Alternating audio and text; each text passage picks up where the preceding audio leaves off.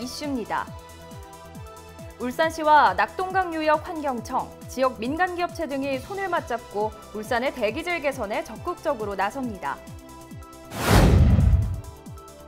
울산시가 마을 공동체 만들기 기본계획 수립과 관련 시민들의 생생한 목소리를 듣고 계획에 반영하기 위해 토론회를 개최했습니다.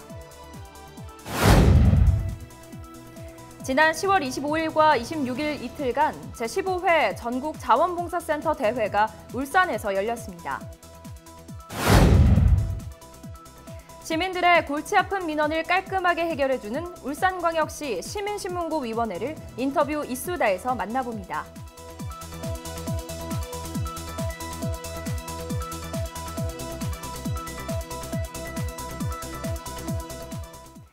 다시 뛰는 울산, 시민 여러분과 함께 만들어가는 울산의 뉴스, 지금 시작합니다. 울산시와 낙동강유역 환경청, 지역 민간기업체 등이 손잡고 울산의 대기질 개선에 나섭니다. 울산시와 낙동강유역 환경청은 지난 10월 24일 의사당 3층 대회의실에서 울산 지역 민간기업체 30개사와 미세먼지 저감을 위한 자발적 협약식을 개최했습니다. 이번 협약식은 울산시 낙동강유역 환경청, 협약 참여기업체가 울산 지역의 미세먼지 저감을 위해 공동 노력해야 한다는 점을 인식하고 상호 긴밀히 협력하기 위해 마련됐습니다. 이번 협약을 통해 참여기업체는 2022년까지 대상 대기오염물질 배출량 40%를 감축해 1년에 2915톤의 배출량을 목표로 추진하게 되며 또한 기업체는 목표 달성을 위해 업체별 감축량, 연차별 저감 계획 등이 포함된 이행 계획을 조속히 마련해 추진키로 했습니다. 울산시와 낙동강유역 환경청 관계자는 이번 협약을 계기로 울산의 대기질 개선을 위해 공동 대응해 나갈 계획이라며 민간 부문의 노력 없이는 미세먼지 저감에 한계가 있으므로 민간 협력을 더욱 강화해 기업의 사회적 책임 강화와 적극적 참여를 유도해 나가겠다고 밝혔습니다. 울산시가 마을 공동체 만들기 기본계획 수립과 관련 시민들의 생생한 목소리를 듣고 계획에 반영하기 위해 지난 10월 24일 울산경제진흥원 5층 대회의실에서 송철호 시장, 마을 공동체 전문가, 시민 등 300여 명이 참석한 가운데 마을 공동체 활성화 시민소통 대토론회를 개최했습니다. 울산시 마을 공동체의 비전과 활성화 방향을 주제로 열리는 이번 대토론회는 마을 공동체 정책의 기본 방향을 시민들에게 설명하고 소통하면서 시민과 함께 활성화 방안을 수기하기 위해 마련된 첫 번째 행사입니다.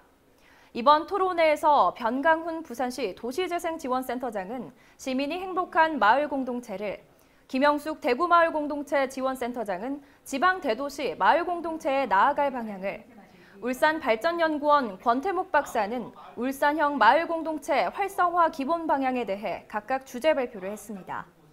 이어 전문 패널 토론은 울산대학교 한삼건 교수가 좌장으로 시민대표 2명, 울산과학대학교 정수은 교수, 공동체 창의지원 네트워크 이철호 상임이사가 참여했습니다.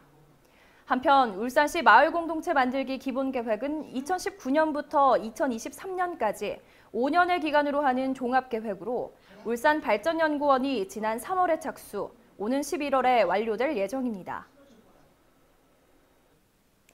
한국자원봉사센터 협회 주최, 울산광역시 자원봉사센터 주관으로 지난 10월 25일과 26일 이틀간 롯데호텔 울산 크리스탈 볼룸에서 제15회 전국자원봉사센터 대회를 개최했습니다.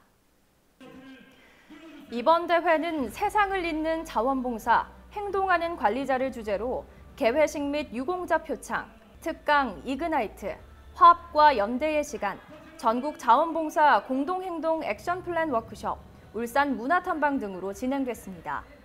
첫째 날은 송철호 시장, 황세영 울산시의회 의장, 이용선 청와대 시민사회 수석, 김현기 행정안전부 지방자치분권실장, 안승화 한국자원봉사센터 협회장 및 임직원, 전국 17개 광역시 도센터장 및 임직원 등 600여 명이 참석한 가운데 개회식을 진행했습니다.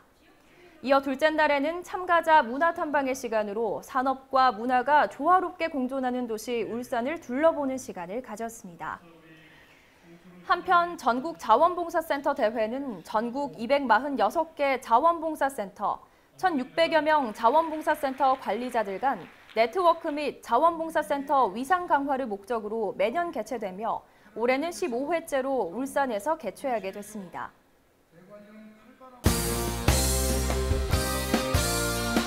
다음은 다양한 시정 소식 브리핑 라인 뉴스입니다. 울산시의 지원을 받아 부산 백스코에서 열린 2018 오프쇼어 코리아 국제해양플랜트 전시회에 참가한 지역 중소조선기자재 업체 8개사가 해외 바이어와 351억 원 규모의 수출 상담을 진행하고 견적 요청을 받는 등 구체적인 구매 협상이 진행 중입니다. 울산시는 한국조선해양기자재연구원 울산본부를 사업 주관기관으로 지정해 지난해부터 조선업 위기 극복을 위해 지역 조선기자재 기업의 해외 수주 지원 사업을 추진하고 있습니다.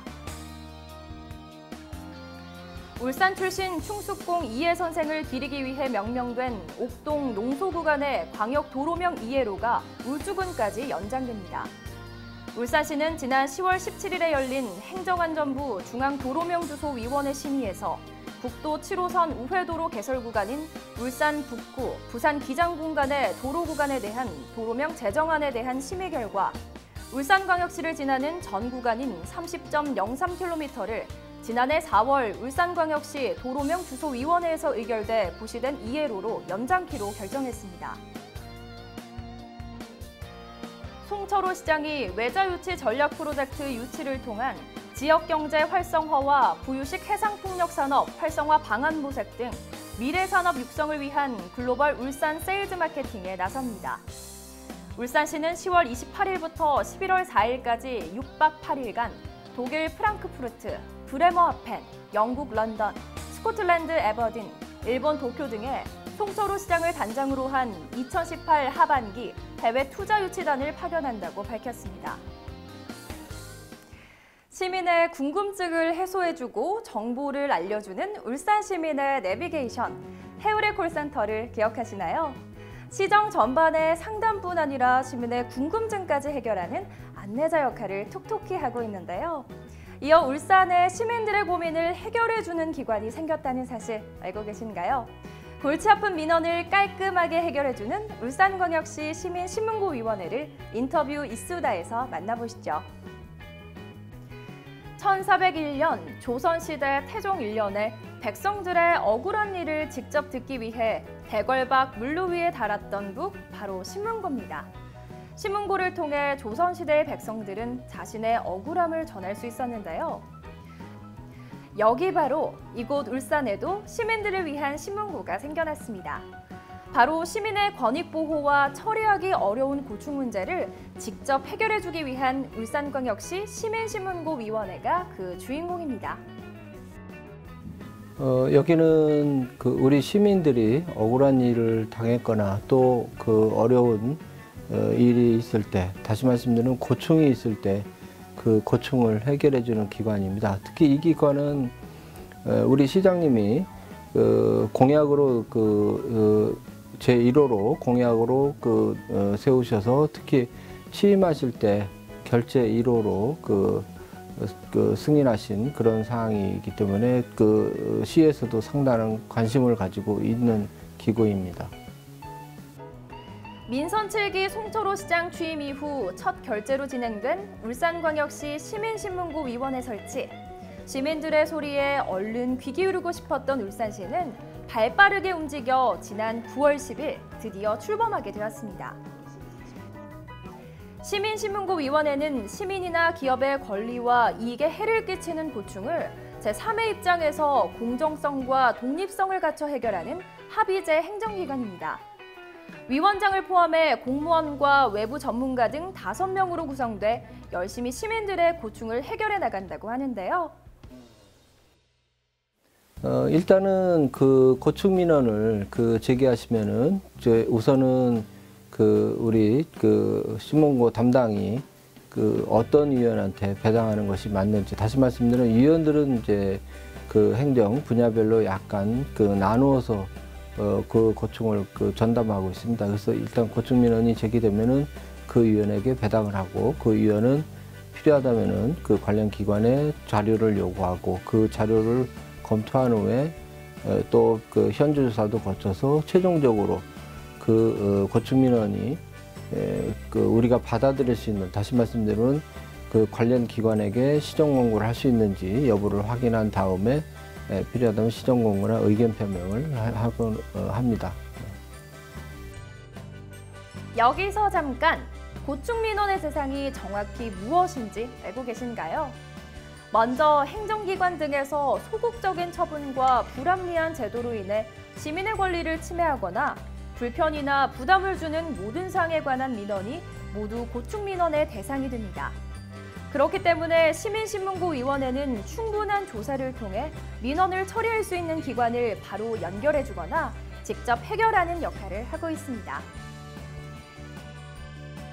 예, 저희 그 시민신문고위원회가 출범하는 날 민원인께서 오셔서 직접 신문고를 치시고 민원을 제기하셨습니다. 우리는 그 민원을 1호 민원이라고 지칭을 하는데, 그 민원은 도시계획시설 해제를 요구하는 민원입니다. 그래서 저희들이 관계기관의 그 자료 요구와 더불어서 관련 법령 등을 쭉 검토한 결과 그 도시계획시설을 조속히 해제하는 것이 타당하다고 판단이 돼서 그에 대해서 시정 공고를 했고, 그리고 관련 부서에서는 이를 받아들여서 해제 절차를 밟고 있습니다. 그래서 그 민원이 가장 기억에 많이 남고 있습니다.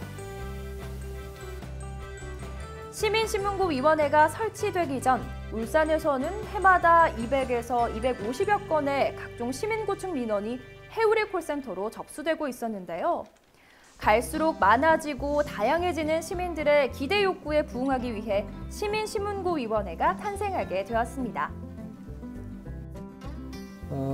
저희들이 이제 우선은 그 초기라서 일단은 오시는 분들만 그 민원을 받고 있는데, 그래서 조급하게 지금 저희들이 홈페이지를 개설해서 모든 그 민원인들께서 여기 오시는 번거로움을 덜고 인터넷으로 홈페이지를 통해서 민원을 제기하실 수 있고, 또 먼 거리에 계신 분들을 위해서 저희들이 내년에는 분기별로 그 이동신문고를 운영하려고 합니다. 그래서 직접 민원인을 찾아가서 저희들의 민원을 받고 또 상담하고 그렇게 하려고 합니다.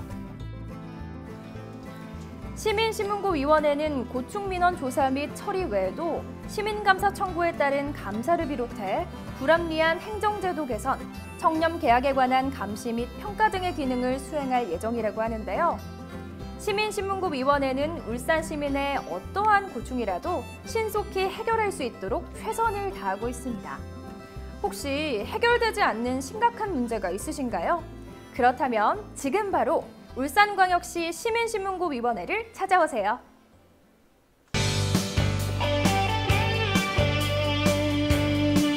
문화와 생활 정보를 알려드립니다. 울산도서관이 오는 10월 31일 문화가 있는 날에 인문학 입담꾼으로 불리는 조승연 작가를 초청해 특별 강연을 진행합니다. 베이비 부머 세대가 은퇴 이후에도 지역사회에 안정적으로 정주할 수 있는 여건을 만들기 위해 WHO 고령 친화 도시 인증 사업 시민 참여 포럼을 개최합니다. 시민 여러분의 많은 참여 바랍니다. 오는 11월 9일과 10일 울산 문화예술회관에 베토벤의 시대로 시간여행을 떠나는 프로젝트 리사운드 베토벤의 주역 비엔나 아카데미 오케스트라의 첫 내한 공연이 펼쳐집니다. 이상으로 울산의 뉴스를 마칩니다. 시청해주신 여러분 고맙습니다.